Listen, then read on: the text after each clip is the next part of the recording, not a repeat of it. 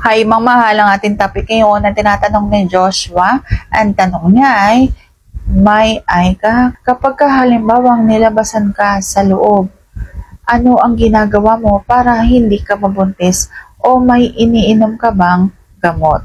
So, ating pag-usapan for today's video. Interesado ka bang malaman kung ano ang ginagawa ko, bakit hindi ako nabubuntis kahit gustong gusto ko, nasa loob ako nilalabasan ng gata ng isang lalaki. Pag-uusapan natin yan. Kung interesado ka, please keep on watching para bago yan. Kung bago ka pa lang sa akin channel, please consider to like this video and subscribe my channel.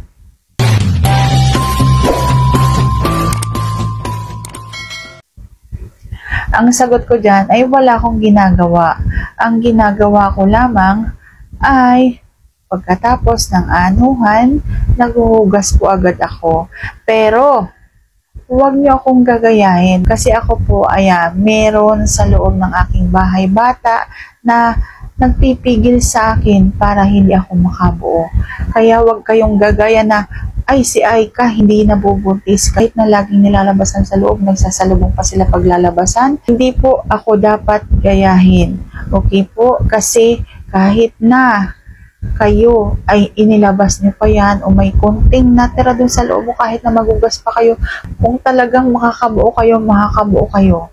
Hindi kami pare-pareho ng mga babae. So, yun lang po ang ginagawa ko. Hindi po kasi ako nakakatulog na may malagkit doon sa aking bulaklak. Pero nung sinusubukan ko pong magkaanak pa, kasi syempre gusto kong maraming anak.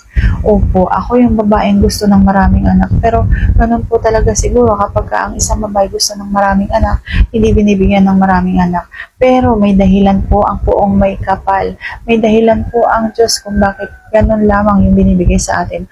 Alam niya kasi yung mangyayari. Kaya nagpapasalamat po ako sa Panginoon kung ganun lamang po ang binigay sa akin at meron po akong isang anak. Yun po ay nasa akin. Nasa pangangalaga ko. Kaya nagpapasalamat ako sa Panginoon. Kaya kung halimbawa kayo ay may maraming anak, napaka-swerte po ninyo. Okay po? So, hindi po ako umiinom ng kahit na anong pangontra para hindi makabuo. Kung talagang inilaan sa akin, yun ay aking maluwag na tatanggapin. So, sana nasagot ko ng tamang tanong. Hindi pa like this video, please consider to like this video and subscribe my channel. Thank you for watching. See you on my next vlog.